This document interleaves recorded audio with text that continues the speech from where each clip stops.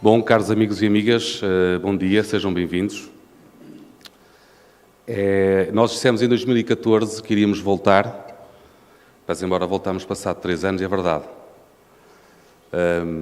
Agradecer, evidentemente, a todas as pessoas que ajudaram a organizar este evento, aos nossos parceiros também, e a vocês, sobretudo, que estão aqui hoje, porque se não fossem vocês, o evento não podia existir, evidentemente. Dizer, para quem está menos atento, que a Quest trabalha a área do Scouting há cerca de 8 a 9 anos, pese embora a Quest tenha cerca de 10 anos, e conseguimos identificar esta área, que é uma área essencial não só para o futebol, em todas as áreas do desporto também. E na altura, quando começamos a trabalhar esta área, dizíamos que não teria nexo, enfim, produzir conhecimento nesta área. Nós conseguimos provar com trabalho e com mérito, evidentemente, porque quando há resultado tem que haver sempre trabalho e mérito, que esta é uma área de futuro e de presente. E dizemos-lo porquê? Por 2 razões. Primeiro, porque se olharmos para a evolução que o mercado teve e que vai tendo, evidentemente, conseguimos perceber que é uma área que cada vez mais as pessoas procuram, e também é uma área em que as pessoas, de alguma forma, conseguem colocar o seu próprio conhecimento ao serviço dos outros. Por outro lado, vamos conhecendo e vamos percebendo que o próprio quadro legal, ou seja, a forma como o Governo olha para esta área, os governos de cada país, neste caso concreto, é uma forma diferente. A forma como os clubes aproximam o seu conhecimento desta área também é uma forma distinta. É uma forma muito mais focada, a relação está cada vez mais próxima, é inevitável, dizemos nós, que haja mais dia menos dia uma legislação própria para acolher esta área, ou para reconhecer a área como uma área própria, e, portanto, é para nós um orgulho, de alguma forma, ou se quiserem de forma modesta, podermos também contribuir para que esta área seja uma área essencial. Outro aspecto importante que me apetece dizer é que, para quem está menos atento também, não se esqueçam que a Quest tem quase 10 anos de vida, vamos chamar-lhe assim. Iremos fazer 10 anos em 2018, aqui por um ano. E para quem está menos atento também, não podemos deixar de dizê-lo, porque temos orgulho nisso, que a Quest é a empresa líder em Portugal na área de produção de conhecimento, ligado ao desporto em geral e ao futebol em específico, mas que este caminho, que tem quase cerca de 10 anos, é um caminho que foi pensado, não fomos fazendo as coisas por fazer. De tal forma que hoje em dia, e é a razão de ser pelo qual vocês estão hoje aqui, pensamos nós, as pessoas quando pensam em Quest, pensam sobretudo em 2 elementos essenciais. Primeiro, a competência que tem que existir, e segundo, o resultado. E resultado porquê? Porque o resultado é exatamente o fator mais importante para nós. O trabalho que nós temos vindo a produzir ao longo dos anos não é o trabalho para a Quest, é o trabalho da Quest para as pessoas. Por essa razão temos parcerias com vários clubes em que temos a possibilidade de colocar os nossos formandos, o qual ficamos desde já gratos aos clubes também, mas dizia-vos, nada do nosso sentido, nada na nossa essência da Quest faz, por sua vez, também sentido, sem que haja esta conexão entre trabalhar e colocar as pessoas que passam pelos nossos cursos. Por outro lado, dizer-vos mais 3 pontos importantes. O primeiro é que vai ser apresentada oficialmente à Associação Nacional de Scouts de Futebol, necessariamente, é um projeto novo, ao qual temos orgulho também, de alguma forma, de poder apadrinhar, vamos chamar-lhe assim. É algo que vocês vão ouvir falar agora em breve, mas pesquisem sobre esta nova realidade, vamos chamar-lhe assim, este novo conteúdo, que é algo que penso que vai ajudar mais uma vez a que o Scouting tenha, efetivamente, o seu palco conforme merece.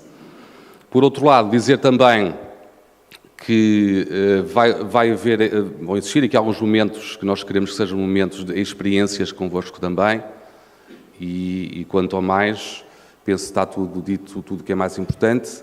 Obrigado pela vossa presença, sem vocês o Congresso não podia ser possível, como é óbvio. Quanto à Quest, ficamos gratos, estamos também aqui para vos ajudar, portanto, tudo o que vocês precisam disponham, e penso que que está tudo dito. Passo a bola agora ao João, mais uma vez. Muito obrigado pela vossa atenção. Muito bom dia. Eu confesso, eu vou começar por falar de pé e já me sento. Eu confesso que sou uma espécie de gato pingado dos congressos, mas aceitei este convite, agradecendo ao Dr. Emanuel antes de mais, de uma forma mais entusiasmante do que todos os outros que recebi até hoje. Porque esta é uma área que me fascina e é uma área sobre a qual eu tenho muitas curiosidades, que certamente irão ser aqui debatidas e esclarecidas e vão-me certamente enriquecer conhecimentos e valorizar competências. Para não fugir muito da linha do João Ricardo, eu vou começar também com um bocadinho de humor, para nos descontrairmos um pouco mais, contando uma história real, a propósito de ter feito questão de começar este painel de pé e não sentado. E esta história é mesmo real. Portugal foi representado há uns anos num congresso de medicina desportiva em Barcelona por um médico português que levou o seu fisioterapeuta para esse congresso para representar Portugal. Esse médico era um médico de um clube que já não está no ativo. E durante o congresso, durante a sua intervenção, o médico começa a comparar a medicina desportiva em Portugal com a medicina desportiva noutros países. E começa por falar da técnica da artroscopia, introduzida em Portugal. E então disse que em Portugal a técnica da artroscopia, quiçá comparada com outros países da Europa, estava muito mais evoluída. Depois passou a falar do Aquiles, porque a operação do Aquiles, quiçá comparada com outros países, Portugal está muito mais avançado. Acho que o Elton já fez essa operação ao Aquiles. Eu também já fiz. Entretanto, começa a falar de outras técnicas, da técnica da recuperação muscular. Quiçá, em Portugal, está muito mais adiantada do que em outros países em que os jogadores demoram mais tempo a regressar à competição. Saiu o primeiro quiçá, saiu o segundo quiçá, saiu o terceiro quiçá, até que o fisioterapeuta faz sinal ao médico e diz: doutor, tem assento. E ele interrompe a moderação e diz: desculpe, eu gosto de falar de pé. E foi por isso que eu comecei de pé, mas agora vou-me sentar. Muito bem, então tenho ao meu lado, de facto, um painel de luxo, com o Daniel Barreira e com o Nuno Félix. O Daniel Barreira é scout do Barcelona em Portugal, o Nuno Félix, scout do Colónia, da Alemanha. E vou começar por lançar o tema que serve de mote a esta conversa. E vou começar pelo Daniel Barreira, porque está à minha direita. O tema é este. Portanto, o tema que eu gostava aqui de lançar no início tem a ver com... estamos a falar do passado, do presente e do futuro. E estamos a falar de diversidade, porque a própria área do scouting é diversa, e é essa minha curiosidade que eu gostaria que começasse por ser aqui abordada. O scout pode dividir-se em de duas formas. O scout que procura o talento, que procura o jogador talentoso para o clube, ou melhor, que procura contratações, se quisermos, e depois também há o scout do âmbito tático, o que observa as equipas, as táticas, as técnicas, para depois dar essa informação para os clubes. Falando da sua experiência pessoal e falando também desta diversidade do scout, gostaria que abordasse este tema nestas duas perspectivas, quer no passado, quer no presente e, naturalmente, lançando o futuro. Obrigado pela pergunta. Queria começar por cumprimentar a plateia, agradecer a presença aqui neste congresso, agradecer o convite também da Quest. De facto, é uma empresa que eu tenho o prazer de ser formador porque é uma empresa que está na vanguarda do conhecimento. Cumprimentar o Pedro, cumprimentar o Nuno e respondendo à questão que me endereçou, eu considero que a área de scouting tem diferentes âmbitos de intervenção que ultrapassam aquilo que é, na minha opinião, a questão do jogador e das equipas. Temos a análise do treino, a análise do jogo, a análise do jogador, inclusive que envolve hoje em dia uma abrangência muito grande de agentes, não digo empresários, agentes relacionados com o futebol, e isso envolve naturalmente as dimensões táticas, técnicas, físicas, sociais, familiares.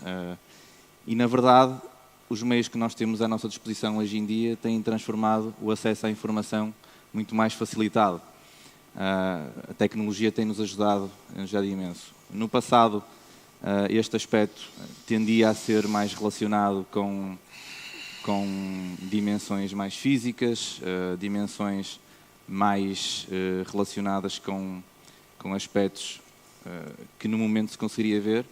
Hoje em dia, presenciais. Hoje em dia, o acesso à informação é tão vasto que eu costumo dizer que só há algo que a tecnologia que nós estamos habituados não substitui, que é a tecnologia humana, que é a interpretação que nós conseguimos fazer daquilo que vemos, que nós fazemos com os conceitos que nós temos.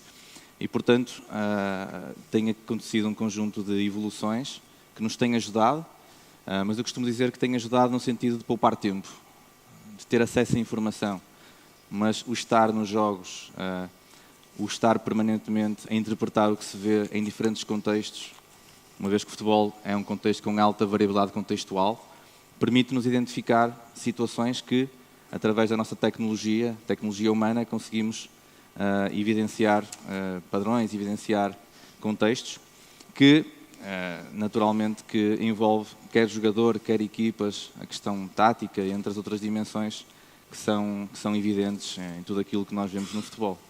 Em relação ao seu trabalho concretamente, portanto, analisa os jogos in loco, comparece nos estádios, mas ao mesmo tempo faz também um trabalho recorrendo a esses meios audiovisuais para que o trabalho seja mais abrangente na área do scouting.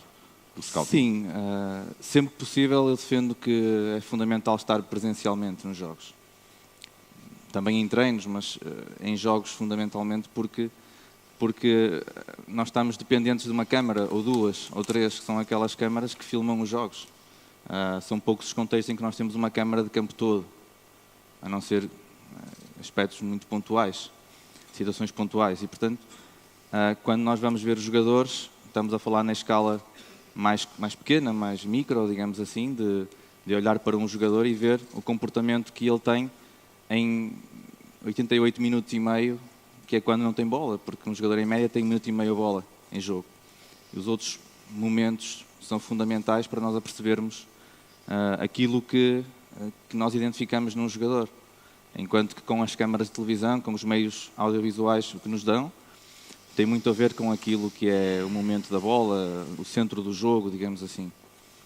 E, portanto, na minha opinião, torna-se fundamental que nós consigamos estar em situação de jogo, sempre possível. Quantos é que observa por mês?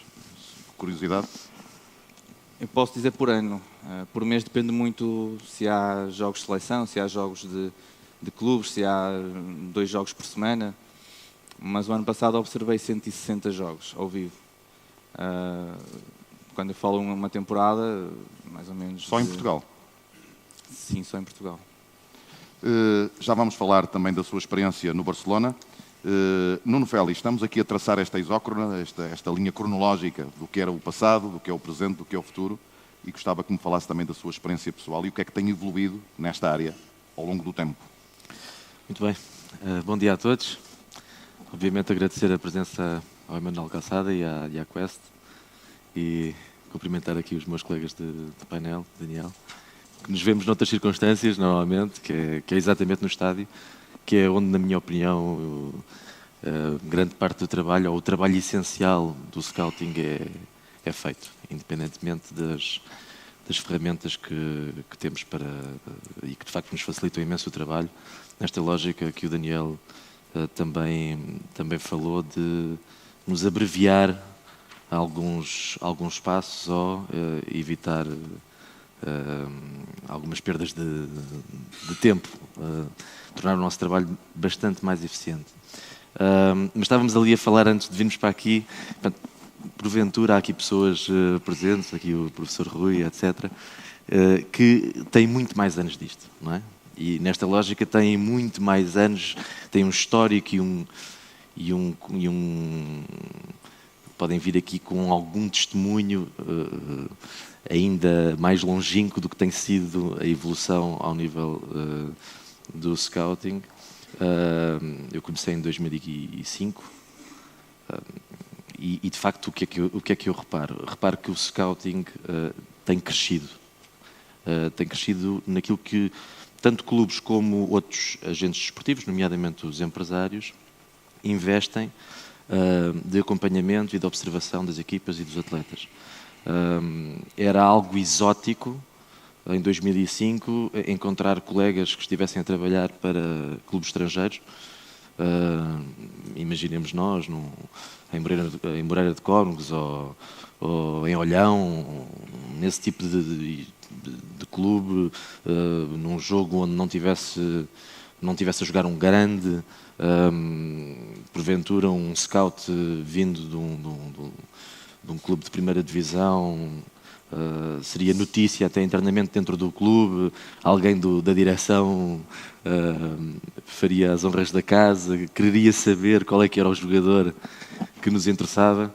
Hoje em dia é corriqueiro termos 20, 30 scouts de grandes clubes europeus. Aquela listagem que as relações públicas dos clubes nos fornecem a nós, jornalistas, durante Sim. os jogos, está presente no estádio o Barcelona, o Real Madrid, o Manchester United, o Bayern, grandes emblemas europeus.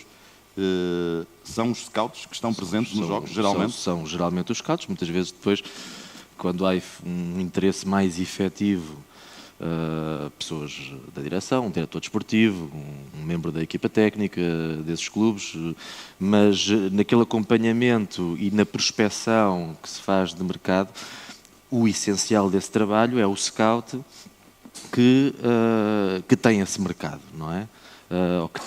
Ou que tem por obrigação acompanhar e saber, tanto quanto possível, tudo sobre esse contexto competitivo, portanto, os atletas que nele competem, o histórico desses atletas, o momento de forma e depois todas as variáveis que o Daniel já abordou aqui, não é? Que não se resumem apenas, aquilo que é pedido ao scout não é apenas que dê um reporte do que observou em campo, mas muito mais. Aquilo que nos é pedido a nós, nomeadamente quando trabalhamos para clubes lá de fora, portanto, que estão noutros contextos competitivos. Que é o seu caso? Exato, que deem também uma imagem mais macro de, caso haja interesse pelo jogador, de como é ou não possível chegarmos à contratação desse jogador. Portanto, e depois há aqui variáveis de natureza económica, de natureza cultural, que o scout tem que também ter que se munir dessas informações e saber comunicá-las o melhor possível. Não é? Há o scout que trabalha para os clubes, mas também há o scout que trabalha para empresários, para os agentes de futebol. Sim. E há scouts que trabalham para si mesmos, portanto, em que, na prática, o que eles fazem é um trabalho de consultoria, de avaliação, e que depois tanto podem pôr esse trabalho ao serviço de um agente, como podem trabalhar depois para clubes, tanto para o vendedor como para o comprador. Não é? E onde é que começa o papel do scout e o papel do empresário? Portanto, não poderá haver aqui uma interligação, uma mistura Sim. destes dois agentes, digamos? Essa mistura pode existir, não é? Por vezes é quase no decurso da profissão. Há scouts que pouco a pouco vão entrando pela intermediação. Há intermediários que eles mesmos são scouts. Portanto, mais do que ninguém, são eles que avaliam os jogadores e que fazem as suas apostas e que tentam também identificar possíveis clientes, não é? Porque na prática não podemos esquecer que os jogadores são clientes dos intermediários. Por vezes a linha não é assim tão definida, mas no essencial a atividade de scout não é a atividade de intermediação. Muito embora, obviamente, que os dois papéis tenham que comunicar bastante entre si. Não é? Daniel, outra curiosidade que eu tenho é como é que o scout nasce e como é que vai parar aos clubes. Portanto, no seu caso muito concreto, como é que o Daniel começou a trabalhar no Barcelona? O Scout nasce, em geral, pela necessidade que os clubes têm de filtrar informação, ter conhecimento. No caso dos clubes estrangeiros, como é o meu caso, é fundamental ter conhecimento do mercado externo, ou seja, perceber o que existe, mas, como o Nuno disse, não é apenas saber onde estão os melhores jogadores. Eu costumo dizer que um bom jogador é um bom jogador para determinados contextos, ou seja, nós estarmos identificados com a cultura do próprio clube e perceber se aquele jogador, naquela situação de prever, de previsão, poderá ser um bom jogador naquele contexto específico. Para isso nós temos que estar com a percepção daquilo que é um jogador para o nosso clube, para a nossa filosofia. E depois, que vai muito mais além disto, que é ter conhecimento das condições que o jogador tem naquele momento, em diversos âmbitos. E, portanto, o nosso trabalho vai muito mais além daquilo que se faz no terreno de jogo, no campo, no que se vai ver, mas também naquilo que se estabelece com os representantes, que são fundamentais na atualidade no futebol, com os clubes, com todos os agentes que envolvem o futebol, para que nós possamos ter um trabalho o mais completo possível. E, portanto, caso o clube não tenha ninguém no mercado externo, possivelmente terão de contactar diretamente com outras pessoas que fazem parte do negócio, na contratação, e, portanto, que nunca vão estar isentos de querer participar, em termos ativos no negócio, quando nós somos responsáveis pelo clube e, portanto, estamos incumbidos de dar informação mais completa para que depois esse jogador possa ser identificado e validado pelos responsáveis do clube, porque convém aqui dizer que a nossa função não é contratar jogadores. A nossa função é dar o máximo de informação pertinente para que esse jogador possa ser seguido, possa ser validado por aqueles que são os responsáveis pelos clubes. Portanto, é a procura do talento. No fundo é isso. E depois é o fornecimento de informação técnica sobre o jogador, por aquilo que observou nos treinos e nos jogos. Sim, eu diria que aqui entram diferentes variáveis que têm a ver com a dimensão, primeiro com o contexto do jogador, a idade do jogador, se é jogador para a primeira equipa, se é jogador para a formação, se é jogador para, digamos, jogar no momento ou fazer crescer. E aí entra a valorização, a ponderação que se dá às variáveis, às dimensões, seja ela técnica, seja social, seja tática. Eu acho que tudo forma um conjunto de informação que depois terá que ser considerado para avaliação, para as necessidades que o clube tem. Eu considero, neste âmbito das necessidades, que os clubes devem tentar contratar os melhores jogadores, digamos assim, independentemente das necessidades que têm nos plantéis ou não. Os melhores têm sempre lugar e, portanto, aumenta a competição interna, e é isso a nossa procura. Tentar ter os melhores jogadores que se identifiquem com o nosso perfil, a nossa cultura de jogo, de clube. E, portanto, acho que a nossa função é, de certa forma, abrangente. Este caso concreto do Nelson Semedo, o Daniel teve responsabilidade na informação que transmitiu ao Barcelona, já está há 3 anos no Barcelona, como scout, teve responsabilidade, digamos, na informação, toda a informação que deu ao clube, ou não passou por si essa contratação? Todos os funcionários do clube têm o dever de dar informação sobre o mercado em Portugal. Nessa medida, penso que nós, tendo conhecimento daquilo que existe, todos nós participamos de uma forma mais ou menos presente naquilo que são as decisões, por mais pequenas que sejam. Estou num clube que felizmente consegue ouvir toda a gente, consegue reunir informação diversa. Portanto, não sei se a contratação desse jogador em particular se deve a este ou àquele, mas certamente que se deve a todo o clube, a todos os scouts, que temos uma rede muito larga de pessoas que trabalham nessa informação e, portanto, todos nós, seja com uma opinião mínima, seja com uma opinião digamos que muito minuciosa, participamos na decisão sobre jogadores, seja para bem, seja para mal. Claro. E quanto tempo é que demora uma observação a um jogador destes, quando está sob mira de um clube? Num caso destes, quanto é que pode demorar a contratação ou a observação de um jogador? No caso concreto por exemplo, do Nelson. Do Nelson ou de outros jogadores que nós decidamos contratar ou não, nós temos que ir ao detalhe, porque é muito dinheiro que está envolvido e, portanto, nós temos que tentar que a grau de exigência a margem de erro seja a menor possível. Okay? E, portanto, não podemos dizer, olha, são 3 semanas ou 2 anos.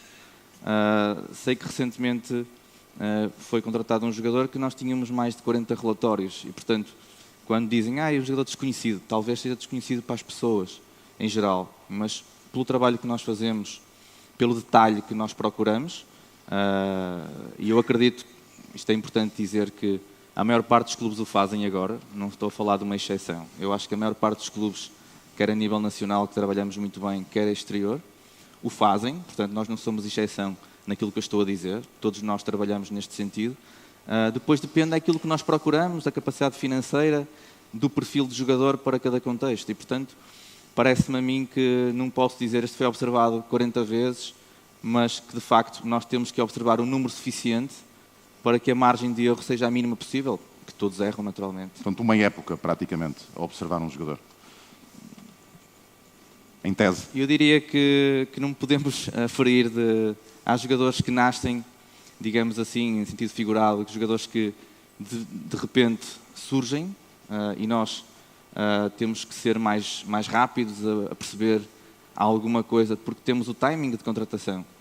Há um jogador que não tem contrato profissional, no caso da formação, há um jogador que naquele momento, antes de jogar na primeira equipa, vale X, quando joga pela primeira equipa vai valer X mais muitos milhões e, portanto, não podemos dizer, temos que observar uma época. Não, temos um timing para decidir.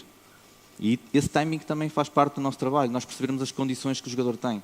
Naquele momento o jogador está naquela circunstância, mas daqui a 2 dias ou 2 meses vai estar numa que nós já não conseguimos chegar até ele. Então, trata-se de definir prioridades, na minha opinião.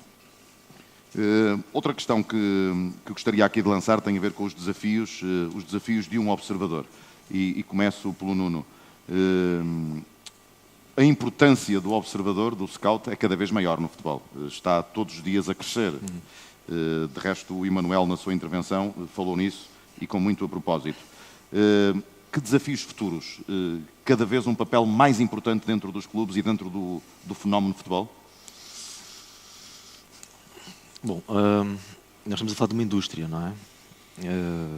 Se nós pensarmos à escala do nosso país, haverá, porventura, muito poucas indústrias, não só que consigam gerar tanta receita, não é? Mas com um impacto social similar ao do futebol. Não é? E convém que seja uma indústria sustentável, uma indústria até para aqueles que nela investem lucrativa. Portanto, obviamente que a questão financeira e a partir do momento em que vivemos à escala global, não é? E temos competição à escala global também. Os nossos clubes jogam em competições internacionais, os nossos jogadores podem ser transferidos para qualquer ponto do mundo, os nossos treinadores treinam em todo lado, até os nossos scouts, não é? Falando como português, não é? E o Daniel igualmente, trabalham para clubes lá fora. Obviamente que a pressão para que este trabalho seja bem feito, a redução do risco. Eu tenho a minha experiência essencialmente com clubes alemães, portanto, e de alguma forma também já bebi de alguma da mentalidade destes clubes e dos nossos colegas na Alemanha. E eu recordo um episódio, logo no início, quando entrei nesta atividade, um jogador que identifiquei, que acompanhei no Campeonato Português, e que depois a direção do clube para o qual eu trabalhava na altura chegou a acordo com jogador, empresário, clube, e telefonam-me, portanto era um jogador para ser contratado no mercado de inverno, telefonam-me um dia 24 de dezembro e deram-me o presente de Natal, e pensava, convencidíssimo que tinha feito tinha indicado o meu primeiro jogador, e dão-me a má notícia que afinal um grande de Portugal tinha-se interessado pelo jogador, e o jogador, apesar de inclusivamente ir ganhar menos, etc., tinha optado por esse clube, e eu fiquei muito frustrado. E o meu diretor desportivo disse: mas, Nuno, porquê é que tu estás tão frustrado com esta situação? Eu queria indicar o melhor jogador, um jogador no qual investi muito do meu tempo, da minha paixão, não é, pelo futebol, ao clube, e queria que ele fosse bem sucedido. E ele disse uma coisa que me acompanha até hoje, que é: Nuno, a tua função não é descobrir, ou não é essencialmente descobrir aquele jogador que mais ninguém conhece.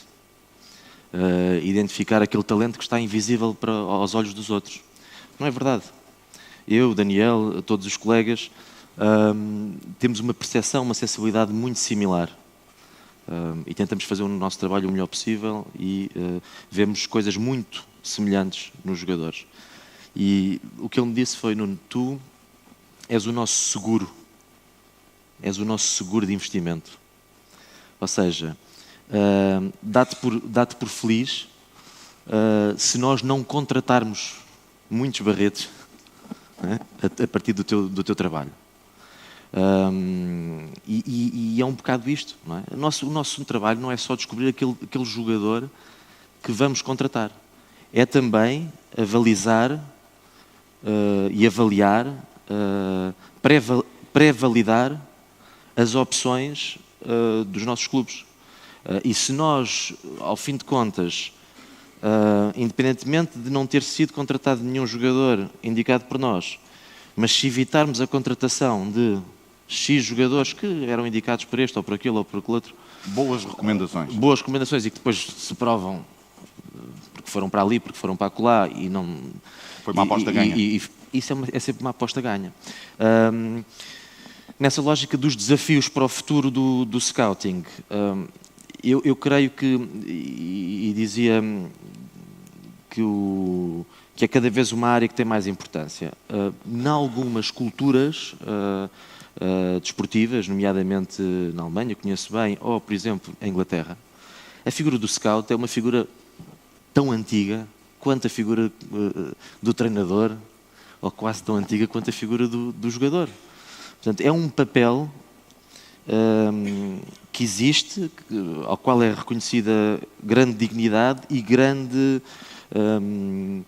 utilidade, porque efetivamente acho que hoje em dia já não é tempo de se fazerem apostas de olhos fechados, não é? E nós somos os olhos, os ouvidos das pessoas que confiam em nós, em mercados onde, por razões de cultura, por razões de língua, por razões de distância, eles não têm o mesmo acesso, mas que não podem ignorar, não é? O mercado... E essas culturas diferentes, por exemplo, há poucos portugueses a jogarem em Inglaterra, na Alemanha, e em aspas, eles procuram poucos portugueses, tem a ver com uma questão cultural desses países? Há muitas dimensões. Eu tive durante vários anos tive a grata experiência de fazer a Escandinávia. Era um mercado que me tinha sido, num clube para o qual trabalhei há alguns anos atrás, durante 2 anos e meio fiz o mercado escandinavo. Portanto, e coisa mais dispar, não é? Procuram outras coisas. Coisa mais dispar não existe, não é? Para quem estava habituado a fazer América do Sul e Portugal e Espanha, que é aquele futebol mais técnico, mesmo a nível de cultura de estádio, cultura de competição, as diferenças são brutais, quando se vai ver um jogo à Noruega ou à Finlândia. Não é? Mas essa é uma dimensão muito importante.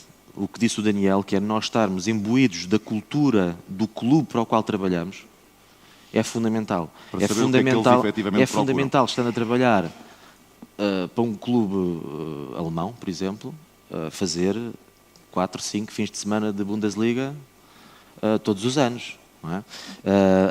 Acompanhar jogos da formação do clube para o qual trabalhamos, da equipa B do clube para o qual trabalhamos, da terceira, da segunda divisão do país do clube para o qual trabalhamos, para termos os nossos parâmetros bem afinados. Claro. Para que depois não haja aqui erros de casting. Um excelente jogador para um futebol tiki-taka, não é? Pode não ser um bom jogador para um futebol direto, de bolas divididas, portanto, mais vertical, e tudo depende daquilo que nos é pedido. Obviamente, tendo sempre a consciência de que, quando trabalhei para o Hannover, também contando aqui uma pequena história, e vou ser o mais breve possível, 2 jovens jogadores, um norueguês e um finlandês, identificados por mim, acompanhei-os para a formação do Hannover, à época, acompanhei-os ao clube. No dia em que chegaram ao clube, foram sozinhos, portanto sem agentes, sem pais, sem amigos. No dia em que chegaram ao clube, tiveram uma reunião de 15 minutos com o diretor desportivo. A seguir, o secretário técnico deu-lhes um mapa da cidade, um passe, pocket money, isto no primeiro dia, não é? Em que chegam à cidade. Olha, aqui está o vosso hotel, amanhã às 8 na academia, fica aqui, apanham esta linha de metro, portanto, espero-vos lá. Isto era impossível de fazer com um jovem jogador que tivesse sido identificado até aqui ou num país da América do Sul, não é? Onde há necessidade, as pessoas estão habituadas a um outro tipo de acompanhamento. Daniel, há pouco o Nuno falou aqui numa questão que me parece muito interessante, que é a responsabilização do scout. Muitas vezes é importante essa recomendação para os clubes de não contratar, e aí também trabalha o scout. A questão que lhe coloco é esta: existe já esta política de se pensar que se o jogador resultou e é bom, o clube apostou certo, se não é, foi o scout que errou? Eu creio que isso é a forma mais fácil de ver a situação. É como um jogador que é um bom ponta de lança, marca muitos golos, é um bom ponta de lança, o que não marca é mau. Possivelmente teremos que ver que aquele que não marca, se dá golos aos outros da equipa ou não. Se consegue permitir espaços para os outros marcarem mais ou menos golos. E isso é uma forma mais difícil de ver, porque temos que interpretar aquilo que está acontecendo no jogo. Eu quando disse, um dos aspectos que eu considero fundamental falar tem a ver com a quantidade, como referiu há pouco, de jogos. Ver muitos jogos nem sempre é bom, porque muitas vezes confunde, muitas vezes cria-nos problemas, dúvidas. Costumo dizer que Aurel Torte, que é o nome de La Masia, da Academia do Barça, é Aurel Torte, ele dizia: vai ver um jogador uma vez, porque quanto mais vês, mais defeitos encontras. E voltas à primeira impressão, que é essa, e diz assim: porque eu gosto, porque agrada-me a forma como ele joga. E, portanto, quanto mais se vê, isso não é totalmente verdade, mas chega a um ponto em que nós queremos ver grande quantidade de jogos e, às vezes, isso não é positivo. Devemos ver aquilo que nos interessa. E também dizer que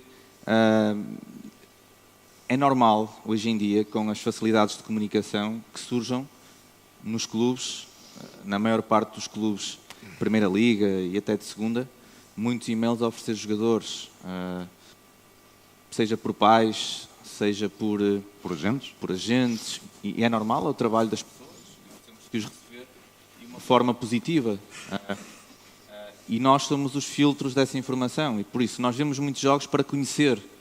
E muitas vezes perguntam-me: estás aqui a ver pegando no exemplo do Nuno, que não é desprezo nenhum, outro dia fui ver o Moreirense Leixões em Júniores. estás aqui a ver este jogo porquê?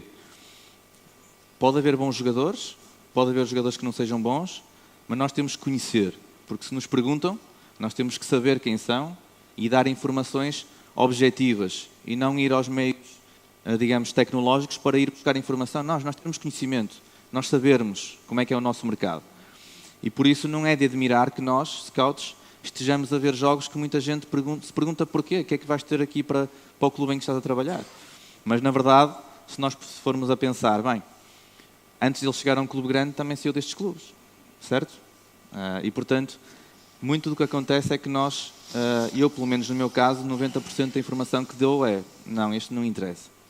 Não, este não tem aquilo que nós procuramos. Não quer dizer que seja mau jogador, mas não, ele não tem o perfil que nós procuramos neste momento e que se identifica connosco. Porque nós, de facto, nosso trabalho muitas vezes é dizer que não. Porquê? Porque, na verdade... E é sempre um risco. É um risco dizer que não, é um risco dizer que sim. Daí aquela minha questão de não haver esse perigo no futuro dos scouts poderem ser responsabilizados por uma contratação falhada ou por uma não contratação de um bom jogador. Sim, efetivamente. Nós vemos que os clubes falham muitas vezes em algumas contratações que fazem. Isso não é culpa de ninguém, digamos que não há certezas, até porque aquilo que é o contexto do clube, de um ano para o outro pode, muitas vezes é instável e pode mudar, e o jogador pode não conseguir jogar de acordo com aquilo que jogava no próprio clube. E isso tem a ver com sensibilidade, tem a ver com percepção, e muitas vezes se falha. Toda a gente falha e isso é um risco, e esta profissão, ninguém se vai magoar em termos de físicos, mas é um risco em termos de trabalho, é um trabalho de grande risco, é um trabalho de grande responsabilidade, porque, de facto, tem toda a razão. Se nós falhamos num jogador que nós dizemos que não, e ele vai para um rival e, de facto, é um jogador que tem preponderância e que se identifica com aquela cultura, vamos ter que assumir a nossa responsabilidade. Mas isso é uma margem de erro. E aí pode haver uma chicotada psicológica de um scout, não é? Hoje em dia já existem chicotadas psicológicas, utilizando o seu termo, em todas as funções. Inclusive já existem transferências de scouts. Nós vemos muitos scouts espanhóis, por exemplo, a trabalhar em Inglaterra, imensos. Vemos scouts estrangeiros a trabalhar em Portugal e portugueses a trabalhar fora. Portanto, hoje em dia já existe uma rede de scouts em termos de transferências. E quando isso acontece também há o inverso, claro, que é o despedimento. E significa também o crescimento da importância dos scouts. E vamos terminar por aí, antes de passar a palavra para perguntas que queiram formular, exatamente por essa questão, Nuno, a questão relacionada com este crescimento da importância em relação ao futuro nos clubes, a importância do scouting no futuro dos clubes, que é reconhecidamente uma importância crescente. A questão que lhe coloco é exatamente essa. Os olheiros acabaram, já não há olheiros. Agora estamos a falar numa área muito mais abrangente, numa área muito mais especializada, se quisermos, e isto que acaba de dizer o Daniel é verdade. Qualquer dia vamos ter, ou já temos estas transferências dos próprios clubes a procurar os melhores scouts. Sim. Isto é uma realidade. Sim, sim. E que faz parte a própria do paradigma. A comunicação social já noticiou isso, ainda esta semana, creio. Um colega de Dortmund foi para o Arsenal, até por uma cláusula de rescisão. Já há cláusulas de rescisão. Para scouts, e há pessoas que de facto são muito valorizadas nesta função. Aquela função do olheiro, daquele ex-jogador que vive perto do campo, dos infantis, do clube da terra, há de sempre existir, não é? E é talvez a forma mais romântica, não é? Mas daí a ser uma profissão vai um grande caminho. Porque de facto tem que haver aqui um racional, não é? Um racional económico, um grau de exigência, há cláusulas de confidencialidade, de exclusividade, que nos limitam depois a nossa atividade profissional, não é? E portanto nessas diferentes variáveis, o trabalho de um scout é um trabalho como o de outro qualquer agente desportivo, seja um diretor, um jogador ou um treinador, em que, quando as coisas não correm bem, e aqui também é preciso terem atenção que, tal como as equipas técnicas de um treinador principal, as equipas de scouting muitas vezes estão associadas àquele diretor desportivo e até ao treinador, ou ao treinador. E como tal, independentemente do bom trabalho que possam estar a desempenhar, havendo um problema acima, quem entra de novo quer trazer as pessoas da sua confiança, etc. Portanto,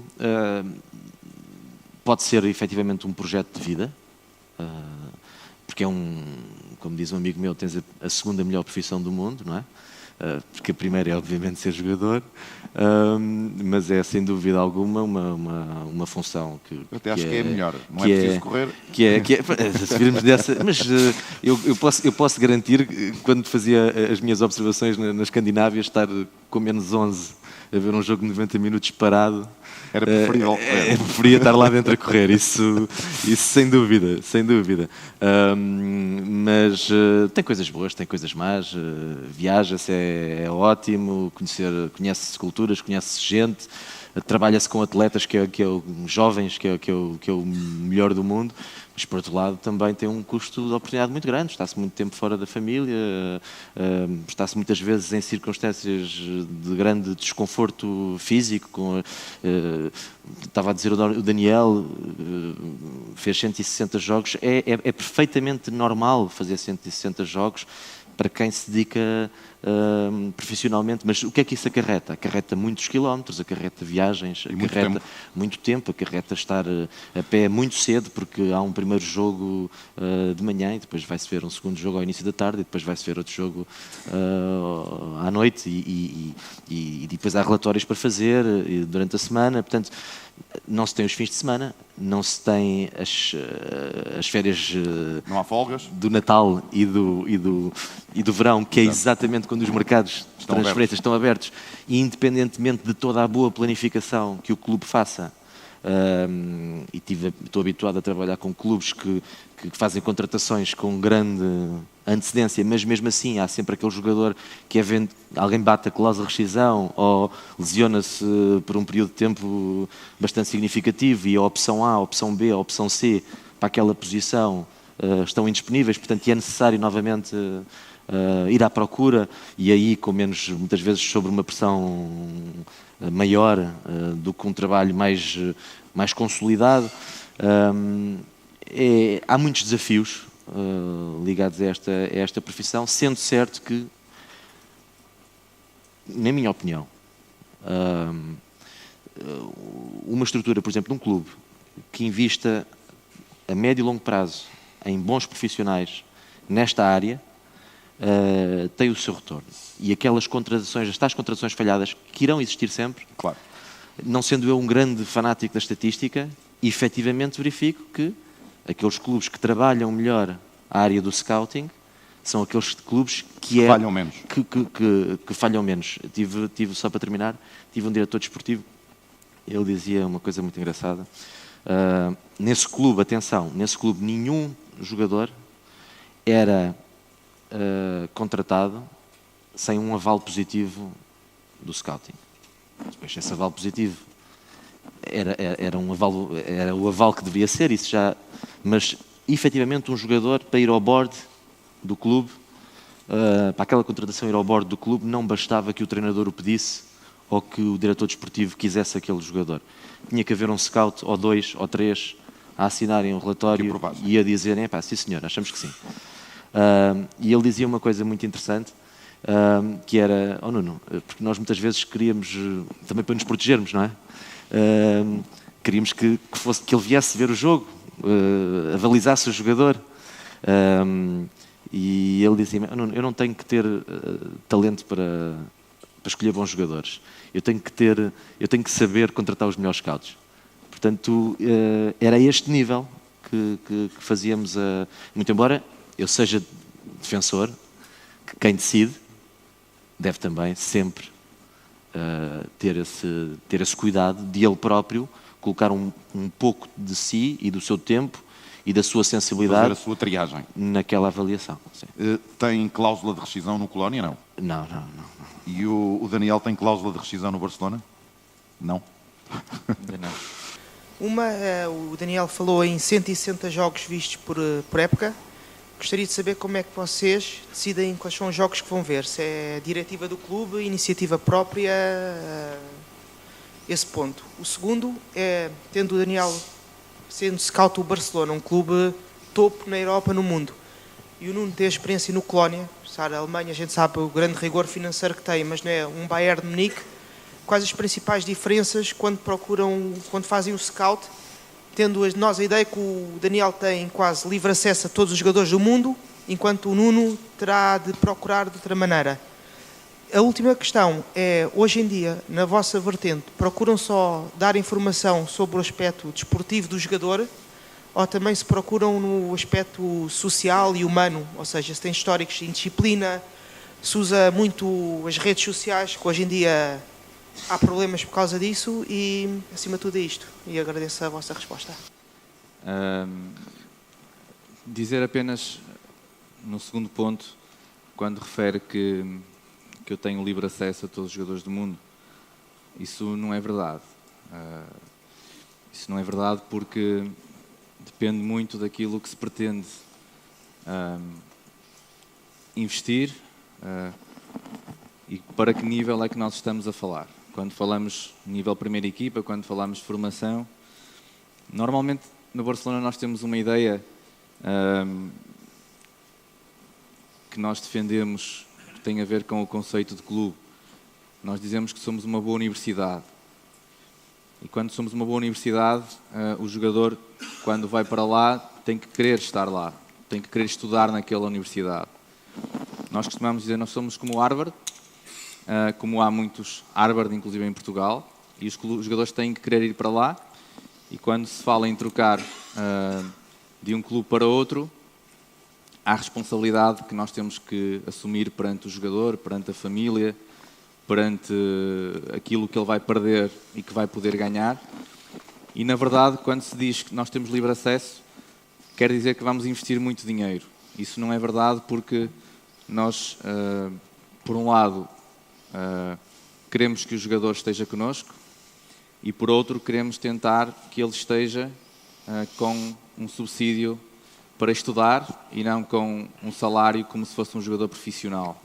Ou seja, a mim faz-me um bocado de confusão quando nós temos um miúdo de 16 anos a ganhar 30 mil euros por mês, como em contextos que nós conhecemos, com facilidade, porque ele não é jogador ainda, ele tem que estudar ainda para poder ser jogador no futuro, para poder tirar um nível de ensino superior, por exemplo. E, portanto, quando falamos nessa questão de livre acesso, temos que perceber qual é o âmbito de intervenção que nós estamos. Okay?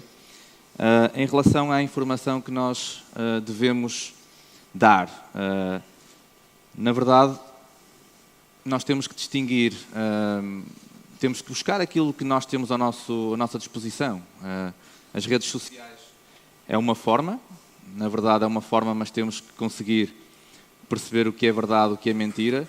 E há aqui um aspecto muito importante, que a mim me faz, que eu tenho que mencionar, que é, nunca entrei em contacto com nenhum jogador que jogasse noutro clube, a não ser perguntando ao representante dele, porque é uma questão de respeito. E eu nunca entraria em contacto com um jogador pelas redes sociais, porque acho que ele se joga num clube, é pelo clube, é pelo representante, é pelo pai, que nós temos que abordar o jogador no sentido de perceber, em primeiro lugar, se ele tem disponibilidade e se tem vontade de representar o nosso clube, para depois proceder junto do clube para ver se há a possibilidade de o contratar. Parece-me errado abordar o jogador num primeiro instante, porque vamos desrespeitar o contrato que ele tem perante a instituição que ele representa. Okay? Há um código de ética, não é? Parece-me que é fundamental tê-lo. E para isso, também para isso, não só, mas porque eu repito, os agentes são fundamentais, não apenas para representar os jogadores para os vender, como muita gente pensa, os representantes são um veneno. Não, são nada. É uma profissão no futebol muito importante e cada vez mais.